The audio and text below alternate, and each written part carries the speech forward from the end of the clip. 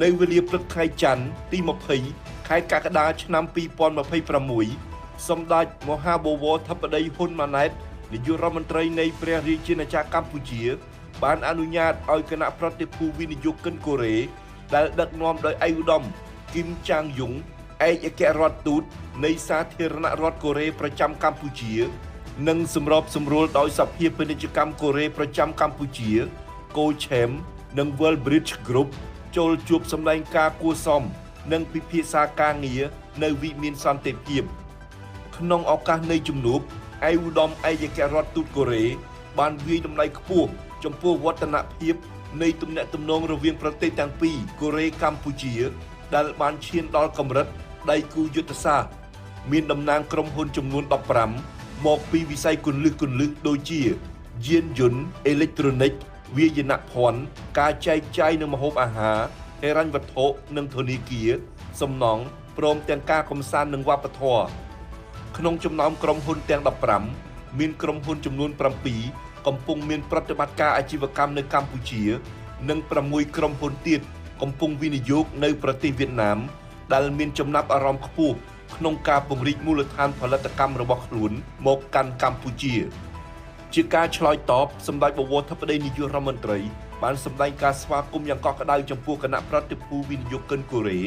សម្ដេចបវរធិបតីបានបញ្ជាក់ថានៅឆ្នាំក្រោយជាខួបលើកទី30នៃការបង្កើតទំនាក់ទំនងការទូតឡើងវិញរវាងប្រទេសទាំងពីររយៈពេលជិត3ទសវត្សរ៍នៃការបង្កើតទំនាក់ទំនងការទូតកម្ពុជាសាធារណរដ្ឋកូរ៉េនេះទំនាក់ទំនងទ្វេភាគីនៃប្រទេសទាំងពីរមានភាពរីកចម្រើនយ៉ាងខ្លាំងលើគ្រប់វិស័យជាពិសេសវិស័យសេដ្ឋកិច្ចនិងពាណិជ្ជកម្ម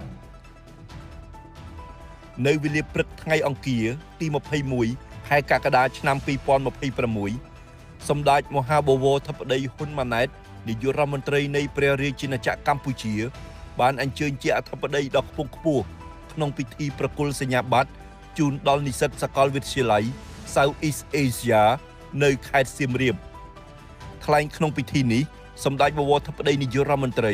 បានសម្ដែងនូវការកោតសរសើរចំពោះការខិតខំប្រឹងប្រែងរបស់ក្រសួងអប់រំយុវជននិងកីឡាព្រមទាំងសាកលវិទ្យាល័យដែលមានចក្ខុវិស័យវែងឆ្ងាយក្នុងការចូលរួមជាមួយរាជរដ្ឋាភិបាលដើម្បីកសាងមូលធនមនុស្សសម្ដេចបវរធិបតីបានបញ្ជាក់ថាអត្ថន័យនៃការអប់រំជាទ្រព្យដែលមិនអាចបាត់បង់បានហើយសមិទ្ធផលនាថ្ងៃនេះជាផ្លែផ្ការួមគ្នារវាងនិស្សិតអាណាព្យាបាលសាស្ត្រាចារ្យនិងគណៈគ្រប់គ្រងសាលាដែលឆ្លុះបញ្ចាំងពីការកើនឡើងនូវធនធានមនុស្សប្រកបដោយគុណវុឌ្ឍិព្រមទាំងជំរុញការអភិវឌ្ឍសង្គមសេដ្ឋកិច្ចជាតិប្រកបដោយចីរភាពក៏ដូចជាបង្កើនសមត្ថភាពប្រកួតប្រជែងរបស់កម្ពុជាក្នុងបរិបទសកលភាវូបនីយកម្មនិងបច្ចេកវិទ្យាសិប្បនិម្មិត AI នៅវេលាព្រឹកថ្ងៃអង្គារទី22ខែកក្កដាឆ្នាំ2026សម្ដេចមហាបវរធិបតីហ៊ុនម៉ាណែតនាយករដ្ឋមន្ត្រីនៃព្រះរាជាណាចក្រកម្ពុជាបានអនុញ្ញាតឲ្យគណៈប្រតិភូវិនិយោគិនដែលដឹកនាំដោយឯកឧត្តមឯកអគ្គរដ្ឋទូតចូលនិវត្តន៍ Brian D. McFitter ប្រធាននិងជានាយកប្រតិបត្តិនៃក្រុមប្រឹក្សាធុរកិច្ចសហរដ្ឋអាមេរិកអាស៊ាន USABC និងគណៈប្រតិភូចូលជួបសម្ដែងការគួរសមនិងពិភាក្សាការងារនៅវិមានសន្តិភាពគណៈប្រតិភូ USABC មានបណ្ដាក្រុមហ៊ុនវិនិយោគក្នុងវិស័យសក្តានុពលរួមមានវិស័យយានយន្តគ្រឿងយន្តកសិកម្មសុខាភិបាលធម្មពលឱសថកែច្នៃចំណីអាហារលក់រាយក៏ដូចជាធនាគារនិងហិរញ្ញវត្ថុក្នុងឱកាសនៃជំនួបគណៈប្រតិភូ USABC បានវាយតម្លៃខ្ពស់ចំពោះភាពរីកចម្រើននៃទំនាក់ទំនងការគាំទ្រនិងកិច្ចសហប្រតិបត្តិការដ៏ល្អរវាងកម្ពុជានិងសហរដ្ឋអាមេរិកដោយបានគូបញ្ជាក់ថាទំនាក់ទំនងនៃប្រទេសទាំងពីរស្ថិតនៅលើមាគ៌ានិងទិសដៅយ៉ាងត្រឹមត្រូវជាមួយគ្នានេះបណ្ដាក្រុមហ៊ុននៃគណៈប្រតិភូ USABC ដែលកំពុងវិនិយោគនៅកម្ពុជាក៏បានបញ្ជាក់សារជាថ្មីអំពីការបន្តពង្រឹងភាពជាដៃគូឲ្យកាន់តែជិតស្និទ្ធនិងរឹងមាំជាមួយកម្ពុជាបន្ថែមទៀតដើម្បីបន្តចូលរួមចំណែកដល់ការអភិវឌ្ឍសង្គមសេដ្ឋកិច្ចកម្ពុជាជាការឆ្លើយតបសម្ដេចបវរធិបតីបានសម្ដែងនូវការអរគុណចំពោះបណ្ដាក្រុមហ៊ុនវិនិយោគអាមេរិកដែលបានជឿជាក់និងទុកចិត្តក្នុងការបោះទុនវិនិយោគនៅកម្ពុជា ដែលការនេះមិនត្រឹមតែបានចូលរួមចំណែកដល់ការអភិវឌ្ឍសង្គមសេដ្ឋកិច្ចកម្ពុជាប៉ុណ្ណោះទេ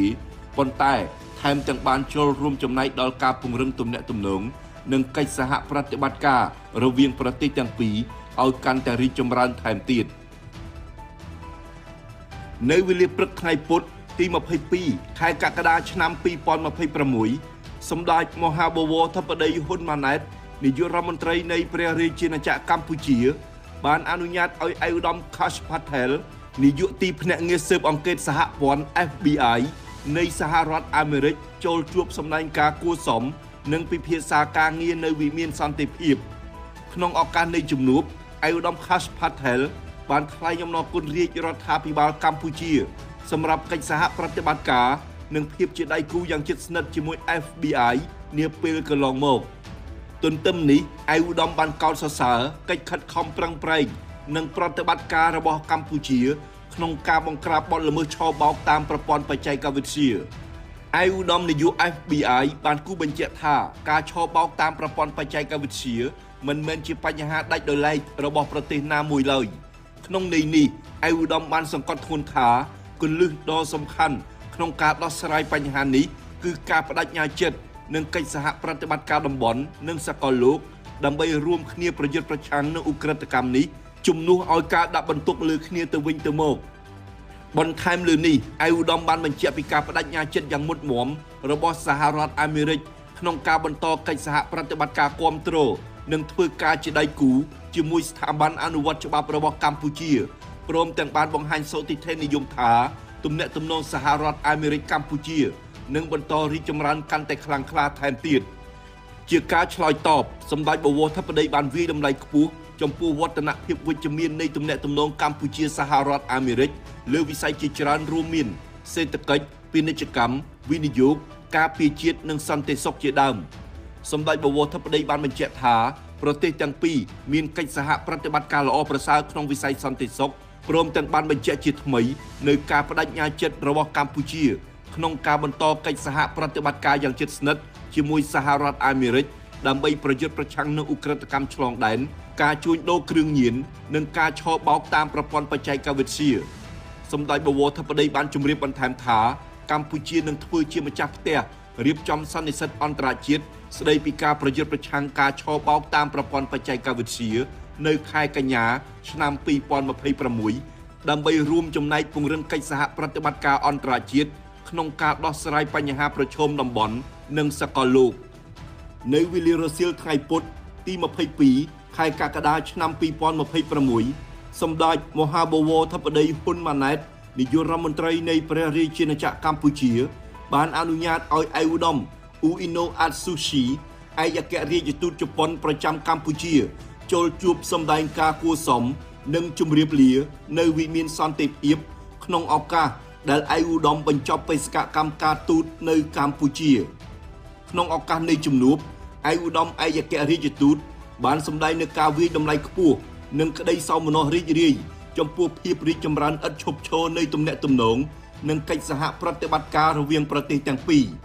ជាមួយគ្នានេះឯកឧត្តមបានអះអាងថាជប៉ុននឹងនៅតែបន្តផ្ដល់ការគាំទ្រនិងសហប្រតិបត្តិការជាមួយកម្ពុជា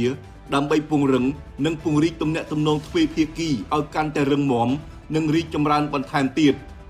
ជាការឆ្លើយតបសម្ដេចបវរធិបតីបានអបអរសាទរចំពោះឯកឧត្តមឯកអគ្គរដ្ឋទូតដែលបានបញ្ចប់បេសកកម្មការទូតដោយជោគជ័យនៅកម្ពុជាសម្ដេចបវរធិបតីក៏បានវាយតម្លៃខ្ពស់ចំពោះការចូលរួមចំណែកយ៉ាងសកម្មរបស់ឯកឧត្តមក្នុងការជំរុញនិងលើកកម្ពស់ទំនាក់ទំនងនិងកិច្ចសហប្រតិបត្តិការកម្ពុជាជប៉ុននៅវេលាព្រឹកថ្ងៃសុក្រទី24ខែកក្កដាឆ្នាំ2026សម្ដេចមហាបវរធិបតីហ៊ុនម៉ាណែតនាយករដ្ឋមន្ត្រីនៃព្រះរាជាណាចក្រកម្ពុជាបានដឹកនាំកិច្ចប្រជុំពេញអង្គគណៈរដ្ឋមន្ត្រីដើម្បីពិភាក្សានិងឆ្លងលើរបៀបវារៈចំនួន3 1. សេចក្តីព្រាងរបាយការណ៍ស្តីពីការតាមដាននិងត្រួតពិនិត្យប្រចាំឆ្នាំ2025នៃការអនុវត្តផែនការយុទ្ធសាស្ត្រអភិវឌ្ឍជាតិរបស់រាជរដ្ឋាភិបាលនីតិកាលទី7នៃរដ្ឋសភា 2. របាយការណ៍វឌ្ឍនភាពនៃវិស័យធនធានទឹកនិងវិធានការត្រៀមលក្ខណៈឆ្លើយតបបាតុភូតអេលនីញ៉ូ 3. របាយការណ៍វឌ្ឍនភាព នៃការអនុវត្តយុទ្ធនាការបោសសម្អាតការឆបោកតាមប្រព័ន្ធបច្ចេកវិទ្យា Online Scams នៅវេលាព្រឹកថ្ងៃសុក្រទី24ខែកក្កដាឆ្នាំ2026សម្ដេចមហាបវរធិបតីហ៊ុនម៉ាណែតនាយករដ្ឋមន្ត្រីនៃព្រះរាជាណាចក្រកម្ពុជាបានអញ្ជើញផ្ដល់កិច្ចសម្ភាសន៍ជាមួយស្ថាប័នទូរទស្សន៍ Bloomberg ទាក់ទងនឹងប្រធានបទសំខាន់ៗនៃកិច្ចខិតខំប្រឹងប្រែងរបស់រាជរដ្ឋាភិបាលកម្ពុជាលើការដោះស្រាយបញ្ហាព្រំដែនការប្រឆាំងការឆបោកតាមប្រព័ន្ធបច្ចេកវិទ្យា Online Scams និងការអភិវឌ្ឍសេដ្ឋកិច្ចនៅកម្ពុជាជាដើមនៅវេលាព្រឹកថ្ងៃសៅរ៍ទី25ខែកក្កដាឆ្នាំ2026សម្ដេចមហាបវរធិបតីហ៊ុនម៉ាណែតអនុប្រធានគណៈបកប្រជាជនកម្ពុជាបានអញ្ជើញដល់ខ្ពង់ខ្ពស់ដឹកនាំកិច្ចប្រជុំគណៈអចិន្ត្រៃយ៍នៃយុវជនគណៈបកប្រជាជនកម្ពុជាថ្នាក់កណ្ដាលនៅវិមាន7មករា